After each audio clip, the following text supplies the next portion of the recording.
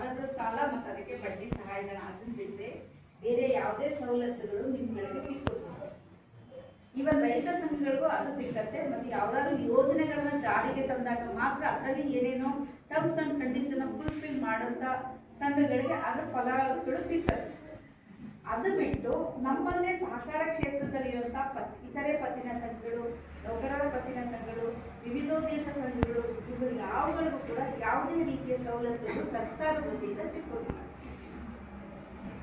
ಆದ್ರೆ ಅವುಗಳಿಗೆ ಒಂದೇ ಒಂದು ಅವಕಾಶ ಇದೆ. ಅದರಲ್ಲಿ ಹಿಂದುಳಿದ ವರ್ಗ ಮಹಿಳಾ ಸಂಘಗಳಿಗೆ, SC/ST ಸಹಕಾರ ಸಂಘಗಳಿಗೆ ನೋಂದಣಿ ಮಾಡ್ಕೊಳ್ಳೋದಕ್ಕೆ, ಜನರನ್ನ ಸದಸ್ಯರನ್ನಾಗಿ ಮಾಡ್ಕೊಳ್ಳೋದಕ್ಕೆ ನೋಂದಣಿ ಶುಲ್ಕವನ್ನ ಸರ್ಕಾರದ ವತಿಯಿಂದ ಬಳಸ್ಕೊಳ್ಳೋದು ಅದೊಂದು ಅವಕಾಶ ಇದೆ. ಆದ್ರೆ ಸೌಹಾರ್ದ ಸಹಕಾರದಲ್ಲಿ ಆ ಅವಕಾಶ ಇಲ್ಲ. ಅದನ್ನ ಯಾರು ಬರ್ಸೋದಿಲ್ಲ, ನೀವೇ ಬರ್ಸ್ಬೇಕು. ಯಾವುದೇ ಕ್ಯಾಟಗರಿಗೂ ಅಲ್ಲಿ ಅವಕಾಶ ಇಲ್ಲ. ಸೌಹಾರ್ದ ಬರೀ ನಮ್ಮಲ್ಲಿ ಇಲಾಖೆ ಅಂದ್ರೆ ಸರ್ಕಾರದ ವತಿಯಿಂದ ರಿಜಿಸ್ಟ್ರೇಷನ್ ಮಾಡಿಕೊಡ್ತೀವಿ. ಅದರದ್ದೇ ಆದ ರಾಜ್ಯ ಮಟ್ಟದ ಸಂಸ್ಥೆಯಲ್ಲಿ ಅದಕ್ಕೆ ಸಂಬಂಧಪಟ್ಟಂತ ಎಲ್ಲ ಹಾಗು ಹೋಗುಗಳ ವಿಚಾರಣೆ ಮಾಡೋದಕ್ಕೆ ಅಲ್ಲಿ ಅವಕಾಶ ಇದೆ. ನಮ್ಮಲ್ಲಿ ಕೇವಲ ರಿಜಿಸ್ಟ್ರೇಷನ್ ಮಾತ್ರ ಆಗುತ್ತೆ. ನಮ್ಮದೇ ಆದಂಥ ಒಂದು ಆಡಿಟ್ ವಿಂಗ್ ಏನಿದೆ ಅದು ಚುನಾವಣೆನ ಮಾಡಿಕೊಡ್ತಾರೆ. ನಾವು ರಿಜಿಸ್ಟ್ರೇಷನ್ ಮಾಡ್ತೀವಿ, ಅದು ಚುನಾವಣೆನ ಮಾಡ್ಕೊಡ್ತೀವಿ. ಅಡ್ಮಿನಿಸ್ಟ್ರೇಷನ್ಗೆ ಸಂಬಂಧಪಟ್ಟಾಗಿ ಪೂರ ಮಾರ್ಗದರ್ಶನ ಏನಾಗುತ್ತೆ, ಮತ್ತೆ ಅದಕ್ಕೆ ಸೌಹಾರ್ದ ಸಹಕಾರಿನಲ್ಲಿ ಏನು ಬೈಲಾವನ್ನ ನೀವು ನಿಗದಿ ಮಾಡಿಕೊಂಡು ಇವರಿಂದ ಹಾಕಿಸ್ಕೊಳ್ತೀರಾ, ಆ ಬೈಲಾ ಪ್ರಕಾರ ನಡಿಬೇಕು. ಈಗ ಬೈಲಾ ಅಂದ್ರೆ ಏನು ಅಂತ ಕೆಲವರಿಗೆ ಗೊತ್ತಿಲ್ಲ. ಬೈಲಾ ಅಂದ್ರೆ ಏನು ಅಂತ ತಿಳ್ಕೊಂಡಿದ್ದೀರಾ? ಈಗ ನಮ್ಮ ಭಾರತ ಸರ್ಕಾರಕ್ಕೆ, ಭಾರತ ದೇಶಕ್ಕೆ ಏನೋ ಒಂದಿದೆ. ಏನಿದೆ? ಸಂವಿಧಾನ ಇದೆ, ಹೌದಾ?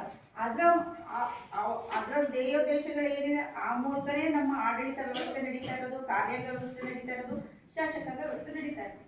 ಅದೇ ರೀತಿ ಒಂದು ಪ್ರತಿಯೊಂದು ಸಹಕಾರ ಸಂಘಕ್ಕೆ ತನ್ನದೇ ಆದ ಒಂದು ಬೈಲಾವನ್ನ ಹೊಂದಿರೋದು. ಅಲ್ಲಿ ಭಾರತ ಸರ್ಕಾರಕ್ಕೆ ಹೇಗೆ ಸಂವಿಧಾನ ಇದೆ, ನಿಮ್ಮ ಸಂಘಕ್ಕೆ ಬೈಲಾ ಹಾಗೇ ಇರೋದು. ನೀವು ಆ ಬೈಲಾ ಪ್ರಕಾರ ಕೆಲಸ ಮಾಡಬೇಕಾಗಿದೆ. ಕೆಲಸ ಮಾಡೋದು ಯಾರು? ಒಬ್ಬ ಕಾರ್ಯದರ್ಶಿಯಾಗಿ. ಇವತ್ತು ಅದನ್ನ ಮುಖ್ಯ ಕಾರ್ಯನಿರ್ವಹಣಾಧಿಕಾರಿ ಅಂತ ಹೇಳ್ತಾರೆ. ಮುಖ್ಯ ಕಾರ್ಯನಿರ್ವಹಣಾಧಿಕಾರಿ ಅಂತ ಹೇಳ್ತಾರೆ. ಅವರು ಆ ಬೈಲಾದೊಳಗೆ ಕೆಲಸ ಮಾಡಬೇಕು. ಮತ್ತೆ ನಿಮ್ಮ ಏನು 13 ಜನ ಸೌಹಾರ್ದ ಸಹಕಾರಿಗಳು ಆಯ್ಕೆ ಆಗಿರ್ತಾರಲ್ಲ, ಅವ್ರುಗಳು ಆ ಬೈಲಾದ ಚೌಕಟ್ಟಿನಲ್ಲಿ ಇರ್ಬೇಕು. ಇರ್ಬೇಕಾದ್ರೆ ಏನ್ ಮಾಡ್ಬೇಕು? ಒಬ್ರು ಗೈಡರ್ ಬೇಕಲ್ಲ. ಗೈಡ್ ಯಾರು ಮಾಡೋದು? ಇಲಾಖೆ ಮಾಡಬೇಕು. ಮತ್ತೆ ಇವರು ಕೋಆರ್ಡಿನೇಟರ್, ನಮ್ಮ ಸೌಹಾರ್ದ ಫೆಡರೇಷನ್ ಏನಿದೆ ಅವರ ಒಂದು ಸುಪರ್ದಿನಲ್ಲಿ ನೀವು ಕೆಲಸನ ಮಾಡಬೇಕಾಗಿದೆ. ಇದಿಷ್ಟು ಸೌಹಾರ್ದ ಕಾಯ್ದೆ. ಚುನಾವಣೆ ಹೇಗೆ ನಡೆಯುತ್ತೆ? ನಿಮ್ಗಳಿಗೆಲ್ಲ ನಾನು ಡೈರೆಕ್ಟ್ ಆಗಬೇಕು, ಡೈರೆಕ್ಟ್ ಆಗ್ಬಿಟ್ರೆ ಏನೋ ಆಗ್ಬಿಡುತ್ತೆ. ಅಲ್ಲಿಗೆ ಹೋಗೋದು, ಇಲ್ಲಿಗೆ ಹೋಗೋದು, ಅದು ಮಾಡೋದು, ಇದು ಏನು ಮಾಡೋದಿಲ್ಲ. ಬೈಲದ ವ್ಯಾಪ್ತಿಯಲ್ಲಿ ಕೆಲಸ ಮಾಡಬೇಕಾಗುತ್ತೆ. ಅಲ್ಲಿ 13 ಜನ ಆಯ್ಕೆ ಆಗಬೇಕಾಗಿರುತ್ತೆ.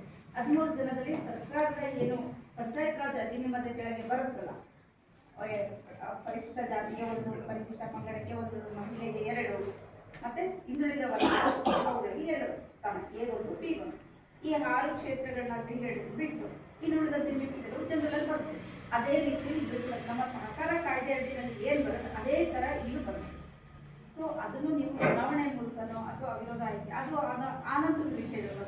ಸೊ ಏನೇ ಆದ್ರೂ ನಾವು ವಿಧಿವತ್ತಾಗಿ ನಾವು ಮಾಡ್ಕೊಂಡಾಗ ಒಂದು ಚುನಾವಣೆ ಮೂಲಕ ಆಯ್ಕೆ ಆಗುತ್ತೆ, ಒಂದು ಆಡಳಿತ ಮಂಡಳಿ ರಚನೆ ಆಗುತ್ತೆ. ಸೊ ಈ ರಚನೆ ಒಳಗೆ ಬಂದು ಅದು ಬಿಡ್ತೀರಾ, ಏನೋ ಬರ್ಕೊಳ್ತಿರ್ತೀರ, ಅಲ್ಲಿ ಹೋಗ್ತೀರಾ, ಇಲ್ಲಿ ಹೋಗ್ತೀರಾ, ಏನ್ ಬರ್ತದೆ ಎಲ್ಲಿ ಹೋಗಲ್ಲ. ನೀವೆಲ್ಲರೂ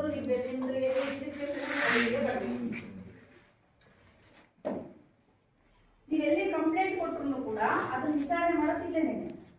ಅಥವಾ ನಿಮ್ಮ ಫೆಡರೇಷನ್ ಅಲ್ಲಿ ಏನಿದೆ ನೀವು ದಾವ ಹುಡ್ಕೊಂಡು ಹೋದ್ರೆ ನೀವು ಅಲ್ಲಿಗೆ ಹೋಗ್ಬೋದು. ಅದು ಸೆಕೆಂಡ್ರಿ, ಅದು ಆಡಳಿತ ವಿಚಾರ ಬಂದಿಲ್ಲ.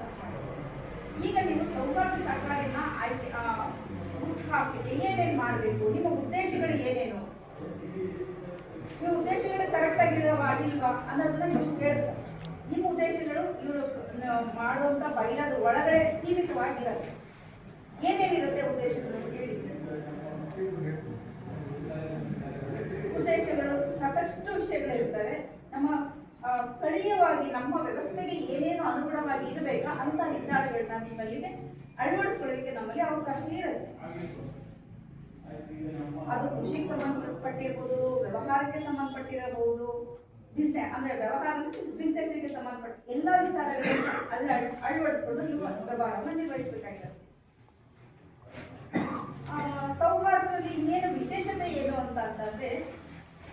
ಯಾವುದೇ ರೀತಿಯ ಸರ್ಕಾರಿ ಸವಲತ್ತುಗಳು ಇರೋದಿಲ್ಲ. ಬಂಡವಾಳ ಕ್ರೋಢೀಕರಣ ಮೊದಲನೇ ವಿಷಯ ಆಗಿದೆ. ನೀವು ಈಗ ಎಷ್ಟು ಹಾಕಬೇಕು? ಈಗ ನಮ್ಮಲ್ಲಿ ಸಾಮಾನ್ಯವಾಗಿ ಸಹಕಾರ ಸಂಘಗಳಲ್ಲಿ 1,000 ರೂಪಾಯಿ ನಿಗದಿ ಮಾಡಿ, ಇವತ್ತು 1,000 ರೂಪಾಯಿ ಏನ್ ಬರುತ್ತೆ ಅದು ಪ್ರಶ್ನೆ ಆಗುತ್ತೆ. ಒಂದು ದಿನ ಹುಣಸೂರಿಂದ ಮೈಸೂರು ಬಂದು 1,000 ರೂಪಾಯಿ ಮುಗಿದಿದೆ, ಅದು ಆಗಿಲ್ಲ. ಬಟ್ ಸೌಹಾರ್ದದಲ್ಲಿ ನಾವು ಜಾಸ್ತಿ ಮಾಡಬೇಕಾಗಿದೆ, ಅಷ್ಟೇ ಸಾಕಾಗುದಿಲ್ಲ.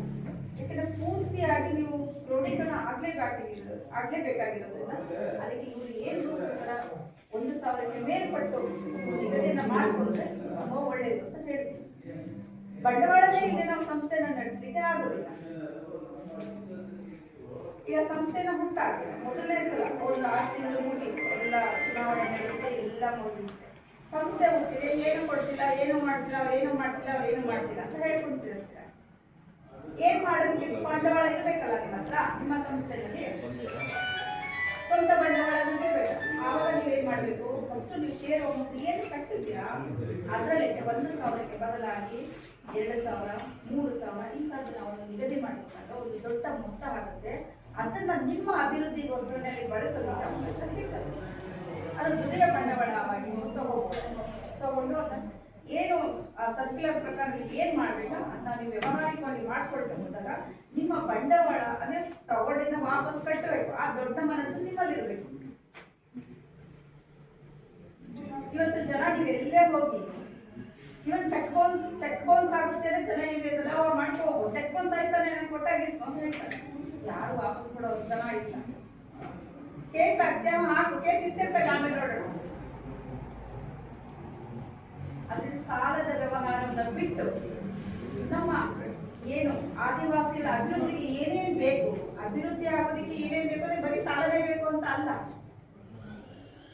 ಈಗ ನಿಮ್ಮಲ್ಲಿ ಆದಿವಾಸಿಗಳು ಈಗ ನೀವು ತರ್ತೀರಿ, ಏನು ಕಾಡಂಚಿನ ಪ್ರದೇಶದಲ್ಲಿ ಅಲ್ಲಿ ಸಿಗುವಂತ ಒಂದು ಉತ್ಪನ್ನಗಳು ಏನಿರ್ತವೆ ಅದು ಮಾರಾಟಕ್ಕೆ ನಿಮ್ಗೆ ವ್ಯವಸ್ಥೆ ಬೇಕಾಗಿತ್ತು, ಅದನ್ನ ಪ್ರೊವೈಡ್ ಮಾಡಿಸ್ಕೊಡಿ. ಆ ಒಂದು ಉತ್ಪನ್ನಗಳು ಸಿಟಿಗೆ ಬೇಕಾಗಿರುತ್ತೆ, ಅಲ್ಲಿ ಜನಕ್ಕೆ ಸಿಗಲ್ಲ, ಇಲ್ಲಿಂದ ಸಿಗುತ್ತೆ. ಅದನ್ನ ನೀವು ಆ ಒಂದು ಫ್ರೆಶ್ ಆಗಿದ್ದಾಗ ಅದನ್ನ ಮಾರಾಟ ವ್ಯವಸ್ಥೆನ ಮಾಡ್ಕೊಂಡಾಗ ನಿಮ್ಮದು ಉತ್ಪನ್ನ ಆಗುತ್ತೆ. ಜೊತೆಗೆ ನಿಮ್ಗೆ ಅಭಿವೃದ್ಧಿಗೆ ಏನು ಅಭಿವೃದ್ಧಿ, ನಿಮ್ಮ ಅಭಿವೃದ್ಧಿಗೆ ಅದು ಸಾಧಕ ಆಗುತ್ತೆ. ಅದಿರ್ಬೋದು, ಅದು ಬೇರೆ ಬೇರೆ ನಿಮ್ಮ ಈಗ ಬ್ಯಾಂಬೂಸ್ ಬರುತ್ತೆ. ಬ್ಯಾಂಬೂಸ್ ನಲ್ಲಿ ಈಗ ಎಷ್ಟೊಂದು ಜನಕ್ಕೆ ಅದರಲ್ಲಿ ಈ ಮಡಿಕೇರಿ ಸೈಡು ಅಲ್ಲೆಲ್ಲ ಹೋದಾಗ ಎಷ್ಟು ಚೆನ್ನಾಗಿರೋ ಕರಕುಶಲ ವಸ್ತುಗಳನ್ನ ಮಾಡಿ ಇಟ್ಟಿರ್ತಾರೆ. ಅರೆ ನಮ್ಮ ಜನಗಳು ಯಾಕೆ ಮಾಡ್ತಾ ಇಲ್ಲ ಅದೆಲ್ಲ? ಒಂದು ಪೂಜೆ ಪುಟ್ಟಿಗೆ ಅಲ್ಲಿ 350-400 ರೂಪಾಯಿ ಮಾಡ್ತಿರ್ತಾರೆ. ಅವ್ರ ಬ್ಯಾಂಬೂಸ್ ಅಲ್ಲೂ ಅಗ್ಗವಾಗಿ ಸಿಕ್ಕತ್ತೆ, ಆದ್ರೂ ಅಷ್ಟು ಸಿಕ್ಕತ್ತೆ. ಅದೇ ಇಲ್ಲೇ ಸಿಕ್ಕೋ ಯಾರು ಕೂಡ ಆದಿವಾಸಿಗಳನ್ನ ನೋಡೋಣ ಯಾರು ಮಾಡ್ತಾ ಇಲ್ಲ. ಬ್ಯಾಂಬೂಸ್ ಇದೆ ಎಂತೆಂಥ ಉತ್ಪನ್ನಗಳಾಗ್ತವೆ.